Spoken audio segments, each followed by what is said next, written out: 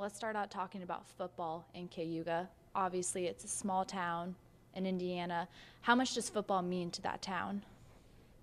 Football means a tremendous deal to Northern Vermilion County, and it's something that brings our community together, and something that we can all kind of celebrate together, the efforts of the young men and the way they play the game.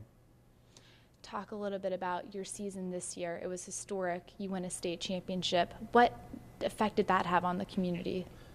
Winning the state championship this year was such a great thing for the kids in the school and the community at large.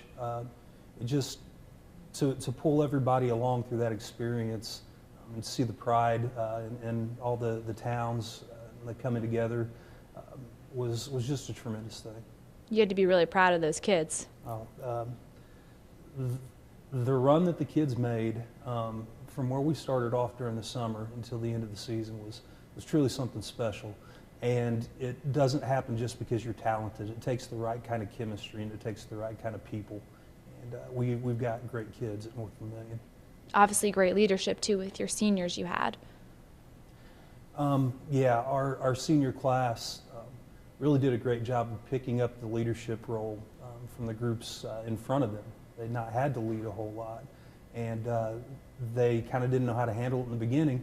But what's great is they're such quality people that they don't have to go out of their way to be great leaders. They are who they are, and that provides the leadership that the other kids are looking for. Talk a little bit about individually now, Braden. Just football season-wise, when you look back on this football season and reflect, what do you think of when you think of Braden? When I think of Braden in regards to his senior football season, first and foremost, I think about the amount of work that he put in to make himself such a quality player. It didn't happen by accident. He lived in the weight room. He did all the right things. And his senior year, he really blossomed on both sides of the football, offensively and defensively, and just became such a solid role player on what turned out to be a very successful football team. Talk about, end of November, you guys are at Lucas Oil, you win that state championship. Just take us through your emotions. Just as a coach, you had to be so proud of these guys. Yeah, I love those kids like they're my own anyway. But to see them accomplish something like that, to see them, week after week through the playoffs, accomplish great feats, and then pull off an upset in the state championship game, it just gave me such a sense of pride and respect for them, and not just them, but their families, the way they've been raised.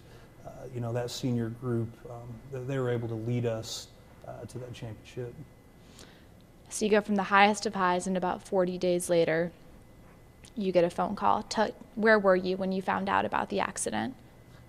I got a phone call, and I was at my house. I was sitting down in my living room. I was reflecting on the football that I'd watched the day before, some great bowl games, and that's a call that you don't expect, and it's a call you certainly don't ever want to get. What did they say? Well, I got a call from Junior Martin, who runs our youth league, and he was at the scene, and he told me that there'd been an accident, and gave me the details he knew at the time, and so I needed to get up to Cayuga as quick as I could. What's going through your mind when you hear all of these things happening? When he told me about Braden, just an incredible sense of sorrow, disbelief, and not just for Braden, but knowing his family and loving his family like everybody does. It's hard to wrap your mind around, and it takes a little bit of time to do that. Probably had to be the longest drive for you to get there. Yeah, it felt like it took forever for me to get from south side of Terre Haute up to North Vermilion. I needed to be with my guys. So you get to the scene and take us through what happened, your surroundings, what you're thinking. Well, by the time I got up there, everybody had gone to the high school, and so we met at the high school, and you know, just a lot of people again in disbelief and trying to understand how something like that could happen to three great young people in Braden and the Clark sisters, you know, immediately community rallying around each other and people helping each other out and you know, hugging each other, crying with each other.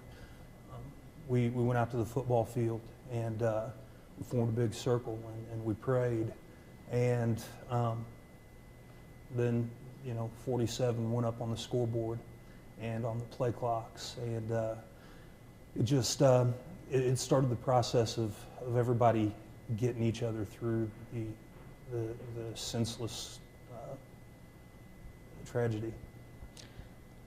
There's, you know, kind of shows you there's more, the impact that you guys had as a football team on the community. You probably felt it a lot there in that moment.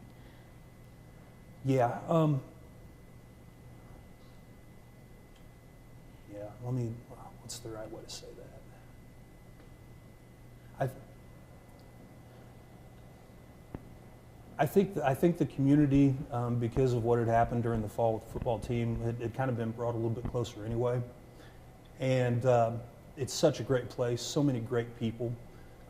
When the bad news came through and when everybody met, everybody just, you know, we knew we had to be there for each other, and certainly had to be there for the families.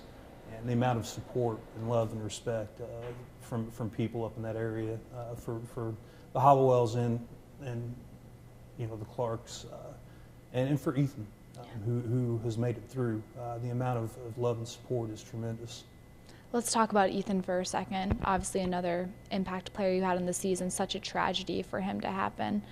You know, what was going through your mind when you guys were dealing with him? Is he alive? Is he going to make it?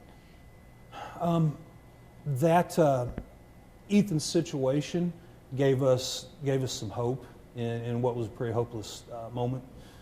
And seeing him, you know, pulling through gave us just a small thing to feel good about in an overall horrible situation. And you know, we love Ethan. We care about him, and he's going to have all the support he needs going forward with this.